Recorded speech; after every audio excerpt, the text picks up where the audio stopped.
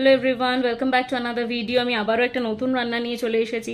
সতে vegetables with Sunny side up বানাতে আমার লাগছে 6 থেকে 7 কোয়া রসুন কুচনো, বড় সাইজের একটা পেঁয়াজ কিউব করে কেটে নিয়েছি, 4টে বিনস, এটাকে আমি জাস্ট গরম জলে ভাপিয়ে নিয়েছি, 2টো কাঁচা লঙ্কা কুচি, একটা ছোট সাইজের ব্রোকলি সেটাকে আমি ভাপিয়ে নিয়েছি, ছোট সাইজের একটা গাজর এরকম কিউব করে কেটে এটাও ভাপিয়ে নিয়েছি, আর একটা ছোট সাইজের ক্যাপসিকাম সেটা কেটে নিয়েছি।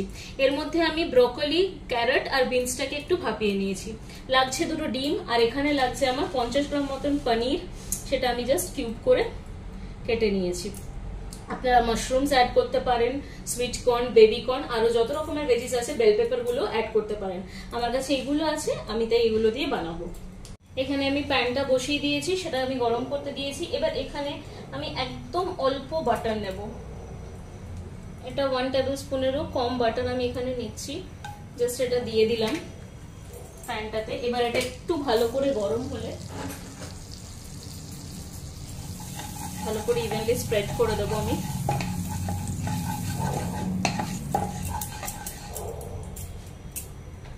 এবার এটাতে আমি একে একে সব ভেজিস গুলো দিয়ে দেবো। ফার্স্টেই দেবো গার্লিকটা, তারপর গ্রিন চিলি, তারপর অনিয়ন, ক্যাপসিকাম, ক্যারট, এগুলো আমি দিয়ে দিচ্ছি। ব্রোকলিটা একটু পরে দেব। এটা ভালো করে সতে হতে দেব।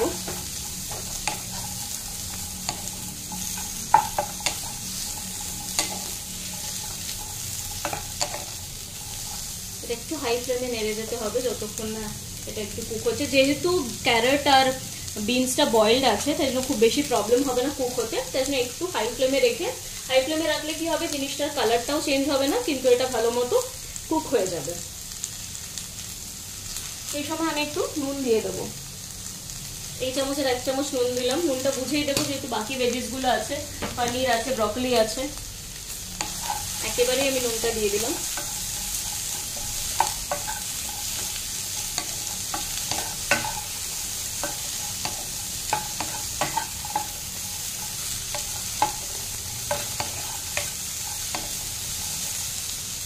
এটা একটু ভালো করে সতে হোক। এই সময় আমি একটু লিড দিয়ে কভার করে দেবো, যাতে যেটুকু কুক হওয়া বাকি থাকবে সেটাও যাতে হয়ে যায়। তো 2-3 মিনিট পর আমি এবার লিডটা একটু সরিয়ে দেখে নেব, এটা হালকা হালকা কুক হয়ে যাচ্ছে। এবার আমি ব্রকলিটাও অ্যাড করে দিচ্ছি।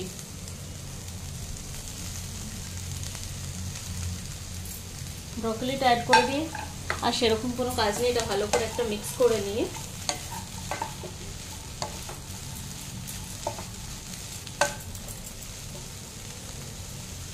আবারও লিড দিয়ে এটাকে কভার করে নেব। এটা 10 মিনিট মতন আমি কভার করে রাখবো, তাহলে একদম কুক হয়ে যাবে। লাস্টে আমি পনিরটা দেব। এখন থেকে পনিরটা দিয়ে দিলে কিন্তু ভেঙে যাওয়ার চান্স থাকবে, তাই প্রথমেই পনিরটা দিয়ে দেবেন না। তো এটা লিডটা কভার থাক কিছুক্ষণের জন্য, এটা কুক হতে দিই। যদিও সতে ভেজিটেবলসে খুব বেশি কুক করা দরকার হয় না, এই ক্রাঞ্চটা ভালো লাগে, কিন্তু যতটুকু প্রয়োজন ততটুকু আমরা কুক করে নেব লিডটা কভার করে।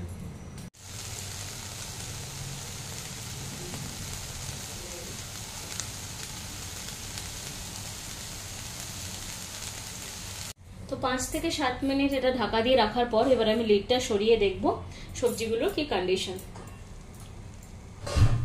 তো দেখুন এটা একদম ভালো মতো কুক হয়ে গেছে সবগুলোই। এবার আমি গ্যাসের ফ্লেমটা অফ করে দেব, আর উপর থেকে একটু ব্ল্যাক পেপার ছড়িয়ে দেব। সরি, এই সময় আমি পনিরটাও অ্যাড করে দেবো, তারপরে আমি ব্ল্যাক পেপারটা দেব। পনিরটা দিয়ে খুব একটা ভাজার দরকারই নেই, কারণ কি পনিরটা একদম সফট আছে, আর এটা সেদ্ধ হওয়ারও ব্যাপার নেই কোনো। জাস্ট মিলিয়ে দিচ্ছি পনিরটা। এবার আমি ব্ল্যাক পেপারটা অ্যাড করব। আমি কিন্তু এই সময় গ্যাসটা অলরেডি বন্ধ করে দিয়েছি, ফ্লেমটা। অল্প একটু ব্ল্যাক পেপার পাউডার আমি অ্যাড করে দিচ্ছি, একদম অল্প।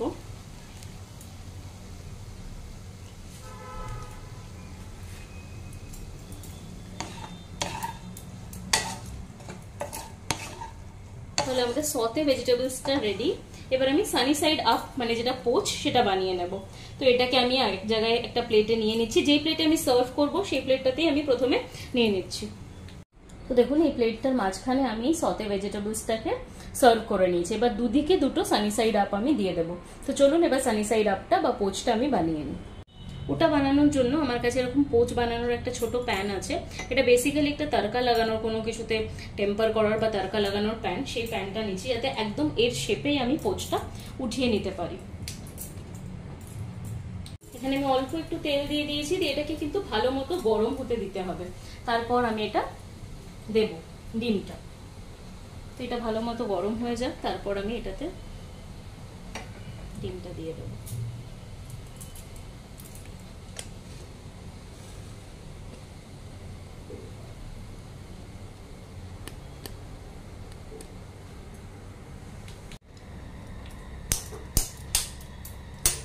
এটা গরম হয়ে গেছে। এই সময় আমি গ্যাসের ফ্লেমটা একটু কম করে হালকা হাতে আমি এটা দিয়ে দিচ্ছি। এবার এটার ওপর অল্প একটু পেপার আর একটু নুন আমি দিয়ে দেবো।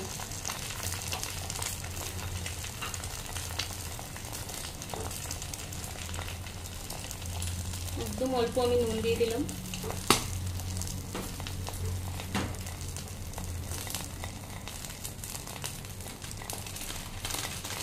অল্প ব্ল্যাক পেপার আমি দিয়ে দিচ্ছি।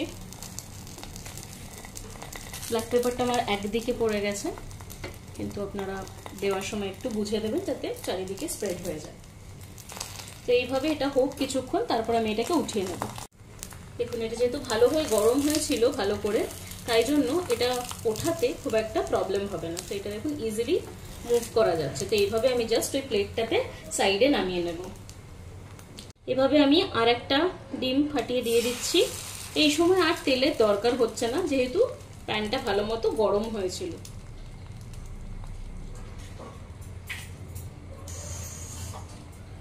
আবারও একইভাবে একটু নুন আর একটু পেপারটা দিয়ে দেবো। এবার পেপারটা দেওয়ার সময় একটু কেয়ারফুলি দেবো, যাতে এক জায়গায় খুব বেশি না পড়ে যায়, চারিদিকে স্প্রেড হয়ে যায়।